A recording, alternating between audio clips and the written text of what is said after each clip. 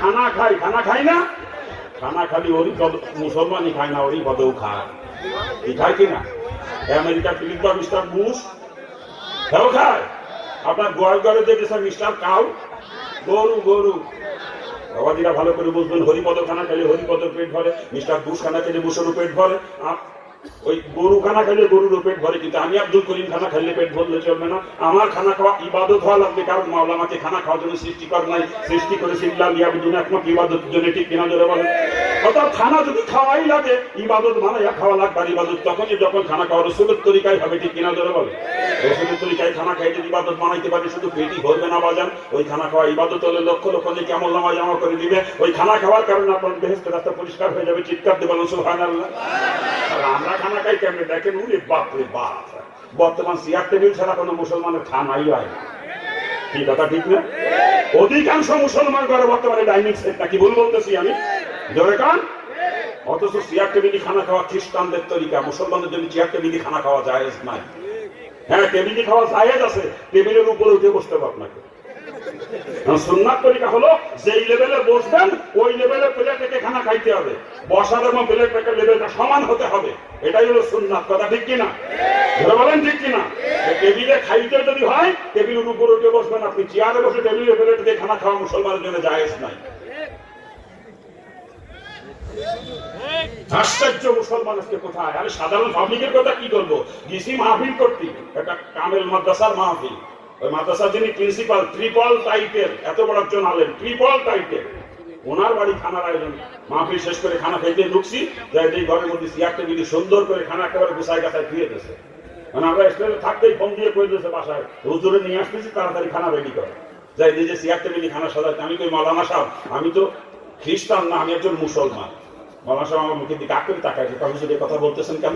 বলবো না, খানা গুছাইতে যে চেয়ার টেবিলি, চেয়ার টেবিলি খানা খায় খ্রিস্টানরা, মুসলমান তো চেয়ার টেবিলি খানা খায় না। আমি তো খ্রিস্টান না, আমার যদি খাওয়াইতে মন চাইলে সমতল জায়গায় দেন, হয় নিচে পাটি বিছিয়ে দেন, আর নাহলে খাটের উপরে দস্তরখানা দিয়ে দেন, আমি খাওয়া না, কিন্তু চেয়ার টেবিলি খানা খাবো না।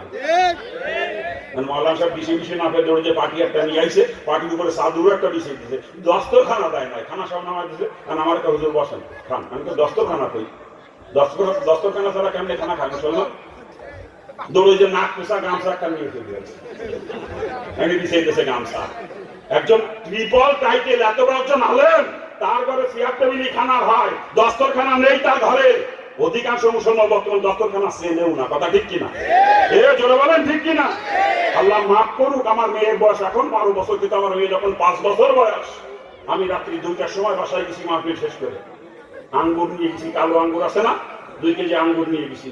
আমি বাড়ি যাওয়ার পরে রাত 2টার বেশি বাজে, তখন আমার বিদেশের ব্যাগটা হাতের থেকে নিয়ে কিছু, আমার মেয়ে কিন্তু তখন জাগনো, ওই রাত্রেও জাগনো, মুশকিল বাড়ি এসছে, ও নিজেও ঘুমায় না, ওর আম্মুরও ঘুমাইতে দেয় নাই, 2টার পরেও জাগনো আমার মেয়ে। তো বিদেশের ব্যাগটা হাতের থেকে নিয়ে কয়েকটা আঙ্গুর ছিঁড়ে ধুইয়ে বাটিতে করে মেয়ের হাতে দিল, তোমার আব্বু আঙ্গুর আনছে খাও। মেয়ে বাটি হাতে নিয়ে বসে আছে, ওর আম্মু ফিরে আবার বলতে, তোমার আব্বু আনছে খাও, খাবা না? আম্মু দপ্তলখানা। তখন আমার মেয়ে কথা স্পষ্ট বলতে পারতো না, তোতা কথা বলতো, কামু দপ্তরখানা। চিন্তা করতে পারেন, 5 বছরের মেয়ে আমার, সেও দপ্তরখানা ছাড়া ভাত খায় না। আর বর্তমান আলেমের গোষ্ঠী দপ্তরখানা চেনে না। কথা ঠিক না? ওদের তো আলেম প্রতি ঘৃণা করে, আমার ঘৃণা লাগে আলেম বলতে। আলেম নামের কলঙ্ক এরা। সুন্নাত তরিকার খেলাফ কোন আলেম কখনো চলতে পারে এটা কল্পনাও করা যায় না। কথা ঠিক কিনা? আরে যারা নবীর ওয়ারিস বলে দাবি করে, তারা কখনো সুন্নাত তরিকার খেলাফ চলতে পারে? যেই আলেমের করে ডাইনিং সেট, যেই আলেমের কোনো দস্তরখানা নাই, ওরে আমি আলেম বলে মনে করি না, ওটা আলেম নামের কলঙ্ক, ও কাফেরের থেকেও নিকৃষ্ট।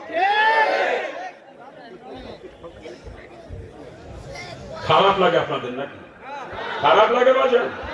হ্যাঁ, রসুলের তরিকার খেলাফ খানা খাইতেছি বাজান, পেট ভরতেছে ঠিকই, কিন্তু খানা খাওয়া নাফরমানি হয়ে যাচ্ছে। এই খানা খাওয়ার কারণে আমাকে কিয়ামতে জাহান্নামে যাওয়া লাগবে, কারণ ইবাদতের পরিণতি জান্নাত, নাফরমানির পরিণতি কিন্তু জাহান্নাম। ঠিক কিনা জোরে বলেন? এভাবে জিন্দেগির প্রত্যেকটা কাজ আমরা ঘুমাই, কিন্তু ঘুমানোর জন্য আল্লাহ কাউকে সৃষ্টি করে নাই। অর্থাৎ ঘুমানো যদি লাগে, ইবাদত বানাইয়া ঘুমাইতে পারে। ইবাদত তখন হবে যখন ঘুম রসুলের তরিকায় হবে। ঠিক কিনা? রসুলের তরিকা নাই ঘুমের মধ্যে, রসুলের তরিকা নাই। রসুলের তরিকায় ঘুমাইতে পারে, ঘুম ইবাদত হয়ে যাবে, সারা রাত আমল নামায় নেকি লেখা জারি থাকবে, কথা ঠিক কিনা? আর পক্ষান্তরে রসুলের তরিকার খেলাফ যদি আমি ঘুমাই, আমার ঘুমটা নাফরমানি হয়ে যাবে, ওই ঘুমের কারণে আমাকে জাহান্নামে চলে যাবে, কারণ ইবাদতের পরিণতি জান্নাত আর নাফরমানির পরিণতি কিন্তু জাহান্নাম, ঠিক কিনা জোরে বলেন?